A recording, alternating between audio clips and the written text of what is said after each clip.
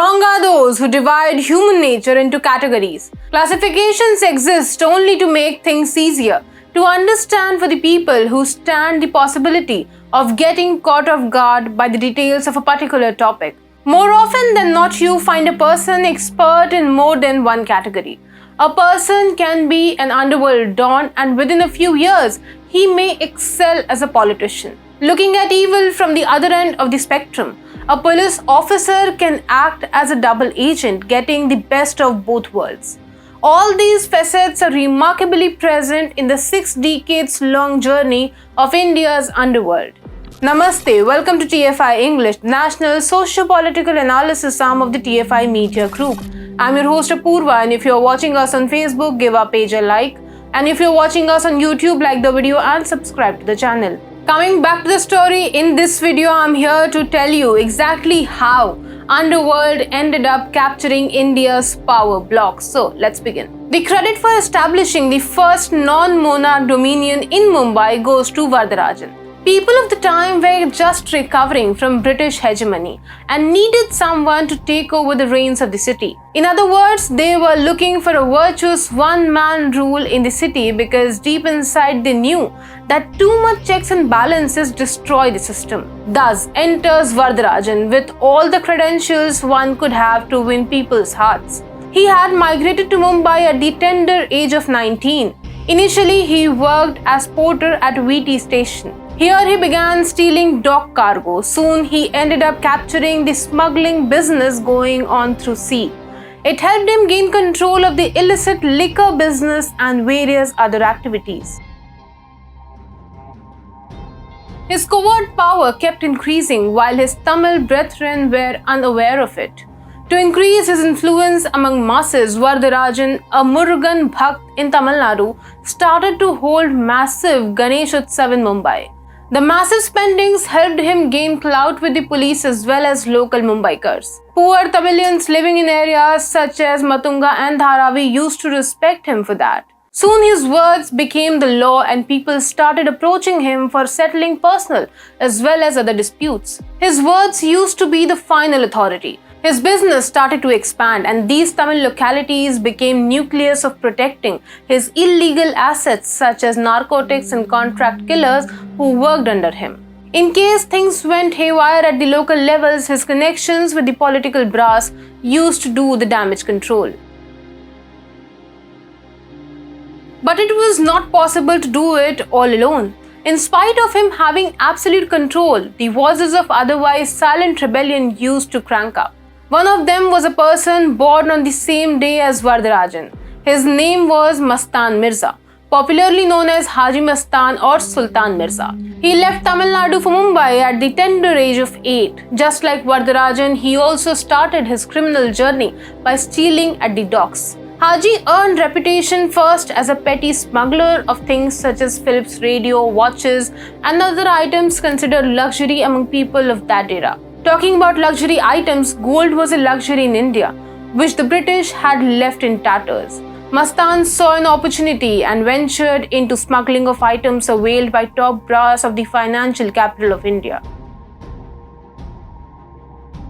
Though it is still not clear whether Haji Mastan wanted to topple him, still necessities of the day brought them together. Haji had excellent reach in the custom offices, but he was not in the good books of the law enforcement agencies and their political masters of the day. Haji desperately wanted a powerful position and respect among the masses. Varadarajan had all that Haji did not. Additionally, Varadarajan's religion and his fame as the Bhakt of Bhagwan Ganesh was also not a cause of concern for the radical section of Haji's sect. Varadarajan was quite popular among people visiting Dargah due to his proclivity towards feeding poor people sitting outside these places. On the third but relatively small end of the underworld faction existed an Afghani migrant called Karim Lala. He was the eldest of the three and was the leader of the Pathan gang. To avoid conflict, the three together had divided Mumbai into 3 parts. Lala used to control south and central Mumbai. His area was mainly confined to crime-infested Muslim ghettos of the city. Illegal gambling, illegal money recovery, illegal land evictions, kidnapping, protection, racket, Hafta, contract killing, distribution of narcotics, and counterfeit currency were the areas in which he specialized. All the three dons had contracted to not interfere in each other's zone. In spite of them coming together, these three were starkly different in their personal morals. Karim Lala and Vardarajan had cultivated a principal image for them. It is well known among the crime circles that both did not even used to look at women. However, both hobnobbed with Bollywood stars. At that time, stars used to hold utter disrespect for cabin crew and other people involved in the background of filmmaking. They were infamous for making them wait for hours just to finish their makeup. The producers were fed up with it and they used to pray for divine intervention. But the intervention came from non-divine sources. Producers started to pay the underworld to stop this phenomenon. The return on investment was higher since soon shooting timings got shorter and ended up leaving more space for producers to produce more. But not every actor was bad for the underworld. One of Lala's close friends was Muhammad Yusuf Khan, aka Dilip Kumar. The Pathan Brotherhood was infamous in Bollywood. This brotherhood helped Dilip Kumar get closer to Haji Mastan, the story of which is more prominent in Bollywood folklore. Friendship with Muhammad Yusuf Khan enabled Haji Mastan to come in contact with actresses. He developed a strong infatuation for Madhubala. In her memory, he married Shah Jahan Begum, a look-alike of Madhubala. The onset of emergency changed the scenario, and Vardarajan, the most powerful of the three, was the first to bear the brunt. Police started to target his close aides, and soon it became impossible for him to live in Mumbai. Resultantly, he fled to Chennai. Haji Mastan, having no particular animosity against Vardarajan, became a natural heir and he started to control the areas erstwhile under Vardarajan. By the time Vardarajan left Mumbai, Mastan had developed his own clout in power circles of Mumbai. Parallelly, a young guy named Dawood Ibrahim was making inroads into the gangster circle. Even during his teens, he was committing fraud, theft and robbery.